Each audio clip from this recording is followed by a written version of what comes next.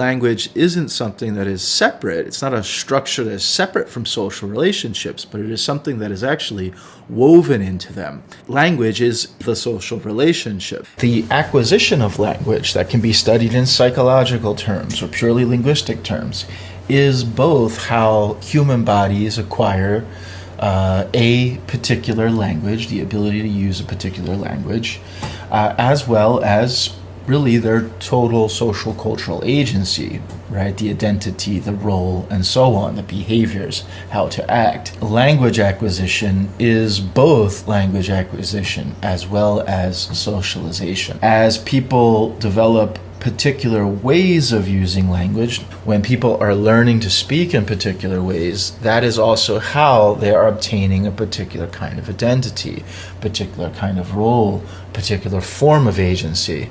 If the way that we do things in society is partially linguistic, defined in linguistic terms, then learning to use language in particular ways is also how we learn to behave in society. It's how we begin to be particular kind of actors with particular roles and particular kinds of agency. Bambi Shuffle is an early innovator or developer of discussions of language socialization in our field. She published a text, an ethnographic text, The Give and Take of Everyday Life. The Kaluli, if you think about socialization playing out there, they are a semi-egalitarian and semi-subsistence horticultural group. So by egalitarian, resources, rights are distributed throughout the society in a fairly equal way.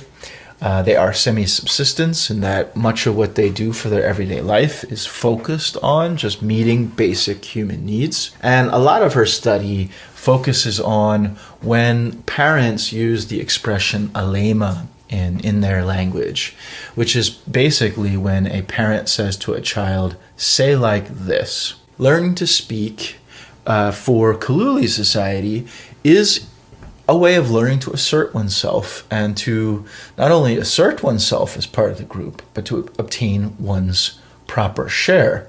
Everyone in the group really has a claim to one's potential resources. And so despite their being fairly egalitarian with some stratification, since they have this kind of open access and shared resources and so on, one of the things that becomes important is to be assertive, to get one's share, but not be greedy, not sort of be over assertive and get more than is one's share. And what Shufflin describes in the text is this kind of balance between teaching children to be assertive in the proper way to claim one's resources or one's rights without, or, you know, at the same time with stigmatizing kind of unwarranted assertion, stigmatizing when children sort of go beyond what the Kaluli or Bosavi see as their proper share. Well, we're building on that in this module, but we're extending some of these ideas into what we could call complex societies. Societies that are constituted on the one hand by more than one culture, multiculturalism, and on the other hand, they're characterized by multilingualism, that is, multiple languages. Quite a bit different than if you think back to that Bosavi example. And by the 1990s, linguistic anthropologists really had moved on from studying those small-scale societies in which the population sort of was fairly homogeneous in terms of having a shared culture or a shared language. And they began to move to the study of more complex societies, nation states, right, that had multiple different cultures and languages. And a lot of this revolved around the concept of the nation state, right? That despite the ideology where a nation state is a group of people with shared territory, shared language, shared cultural background who are represented, right, by the state, that kind of the ideology of a nation state, that sort of despite this, nation states have complex forms of social organization that often include things like race and ethnicity as part of the social organization. And you can just think about the kind of existence of kind of minority, right, racial groupings and minority ethnic groups. As this kind of literature developed and the study into these kind of topics and themes developed, the global system of nation states had also been quite a bit developed as well in that post-war period.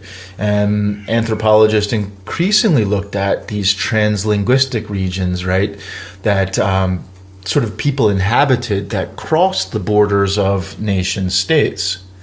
So an important topic that sort of became part of later linguistic anthropology and contemporary linguistic anthropology is not just sort of language socialization, generally speaking, but how socialization plays out in these multilingual and complex state societies. So we're going to look at the work of the linguistic anthropologist Immaculata Garcia Sanchez. She's a professor of linguistic anthropology at Temple University, and she wrote a wonderful book entitled Language and Muslim Immigrant Childhoods, The Politics of Belonging. And this particular ethnography explores Moroccan immigrants from North Africa, and more specifically, the children of Moroccan immigrants who then enter into the public schooling system. And she really does explore the way that verbal interaction between the Spanish teachers and the Moroccan students is deeply political.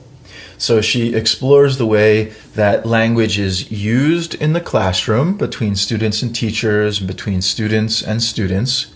And she begins to consider how the observable forms of verbal interaction in the classroom are socializing Moroccan immigrant children into becoming different kinds of people with a different sense of identity and a different sense of belonging in Spain. She looks at this from many different angles. So we see verbal interaction that is marginalizing Moroccan students.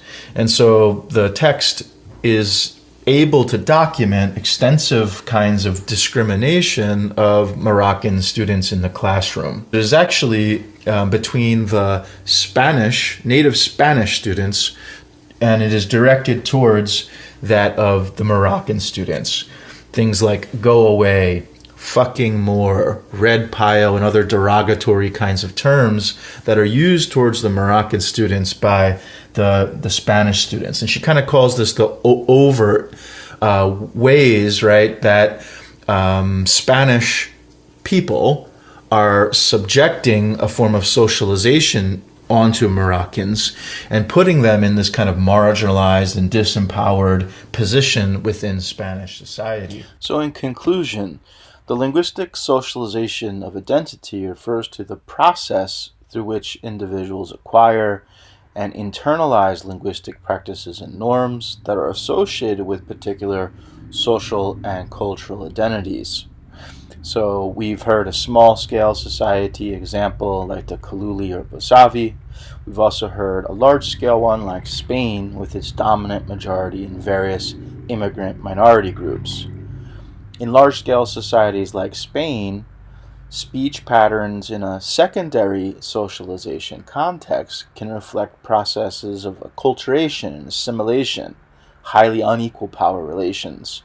They can reflect processes by which children of immigrants develop new identities. Because linguistic practices are social practices, the linguistic socialization of identity that we see also reflects political principles, egalitarian principles, or political hierarchies, inequality. You can see prejudice and othering.